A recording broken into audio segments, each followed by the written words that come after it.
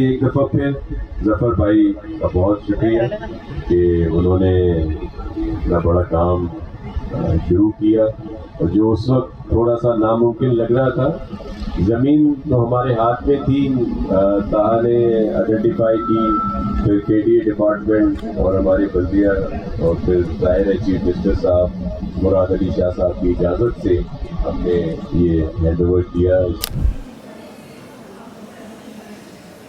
कराची शहर को बहुत ज़्यादा ज़रूरत थी। 2015 में हीट स्ट्रोक, 16 में देख चुके हैं, घरों में मैयतें रखी हुई थी, मुर्दा खाने नहीं थे। अभी इस हीट स्ट्रोक में तमाम मुर्दा खाने फुल थे, मैयतें रखने की जगह ही नहीं थी, लोग ले लेके घूम रहे थे।